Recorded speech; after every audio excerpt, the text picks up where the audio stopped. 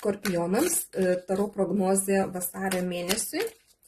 Žiūrim, koks pagrindinis mėnesio fonas. Tiems, kas nedirba, kas ieško darbo, kokia tikimybė surasti darbą. Tiems, kas dirba samdomą darbą, koks mėnuo bus. Tiems, kas dirba savo, kas turi savo verslą. Santykius žiūrime. Vienišiems kokia tikimybė susipažinti. Vieni kardai. Taip, žiūrime. Tiems, kas porose, kokie santykiai bus. Tiems, kas meilės trikampiuose. Patarimas kortų vasario mėnesį. Ir ko pasisaugoti, pasižiūrim. Taip, mėnesio fonas pagrindinis yra kardų pažas. Tai čia iš tikrųjų labiausiai būsite susikoncentravę į informacijos rinkimą, taip ir reikėtų. Ir reikėtų iš tikrųjų kuo mažiau patiems kalbėti ir dalintis, kas pas jūs yra. Nes galbūt kažkas tai renka informaciją ir apie jūs, ir bet koks ištartas žodis gali būti panaudotas prieš jūs. Ne? Turėkite tai minty. Tiems, kas ieškote darbo, tai taurių pažas, tai iš tikrųjų galite bandyti ieškotis darbo ir čia gali pasisekti. Tiems, kas kūrybinio darbo ieškote, galite atrasti kažkas, tai, kas jums susiję būtent su tokiu.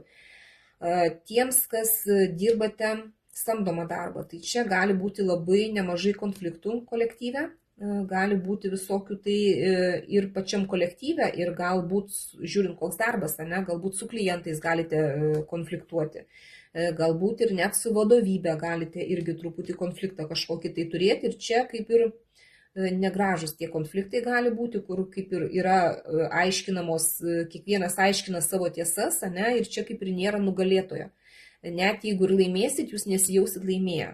Iš tikrųjų, tai todėl reikėtų čia truputį pasisaugot, galbūt informacijos reikia parinkti, ne, kad ir kur jūs čia atsidursite situacijoje, kokioj būsite, ne, reikia informacijos, arba reikia nutilėti kažkur tai, ko nereikia, nepasakot, kad prieš jūs nenaudotų, nes, gali būti kažkokių tai nesklandumų, piktumų, aiškinimusi.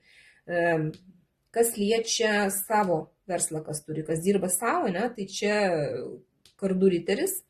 Čia irgi lėkimas, bėgimas, skubėjimas, ir per skubėjimą jūs galite privelti klaidų, galite irgi kažkokius tai nesusipratimus įlysti, vien dėl to, kad skubat, kad neapgalvotai veikia. Tai čia to reikėtų pasisaugoti truputį.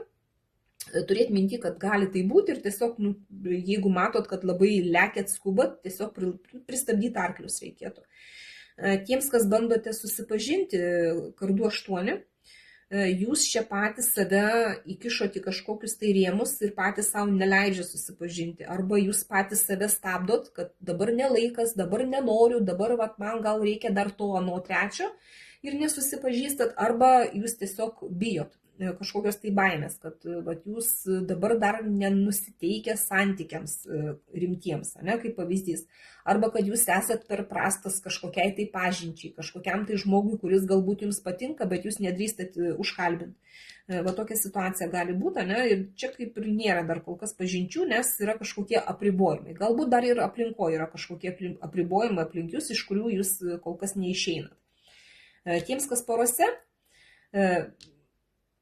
Lazdų karalienė krenta, čia labai daug priklauso nuo moters santykiuose, kaip bus, kokie bus santykiai, ką jūs veiksit, kaip jūs veiksit, ką jūs darysit, nes čia daug energijos, daug lėkimo, bėgimo, darimo, kažkokio tai bendros, kažkokios tai veiklos organizavimo nuo moters priklauso, bet šiaip santykiai turėtų būti visai neblogi, daug entuziazmo ir daug energijos, daug bėgimo, veikimo, žodžiu, kartu kažko tai darimo. Tiems, kas trikampiuose, tai čia krenta monetų 8 kaip ir darbo arkanas, aš dar noriu jį truputį pasitikslinti, apie ką čia.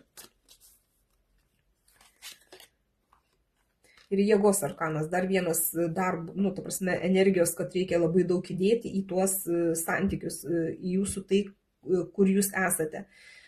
Ir save galbūt netgi reikėtų kažkaip tai truputį bandyti apriboti, kažkaip tai susivaldyti savo aistras, tuose santykiuose, kažkaip tai save sukišti į kažkokį tai rėmą galbūt, nes, kad neišlystų tie trikampiai, kad neprisidarytumėt savo kažkokių tai nesusipratimų, tuo labiau, kad informaciją reikia rinkti.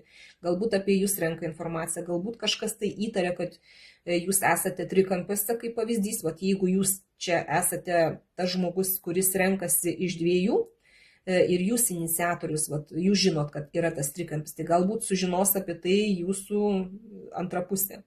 Jums reikia įdėti pastangas, kad to neatsitiktų, nes yra informacijos rinkimas. Tai tiesiog turėkit minty, kad jeigu slepiat tą trikampį, tai turit labai daug energijos įdėti, kad jūs jį paslėptumėt. Jeigu tai aišku visoms trims pusėms, tai jūs turit kažkaip irgi labai daug dirbti, kad išlaikyti tos santykius. Nes čia dvi kortos apie tai, kad reikia daug pastangų įdėti dėl tų trikampių, kad jūs būtumėt toj situacijoj, kurioje esate.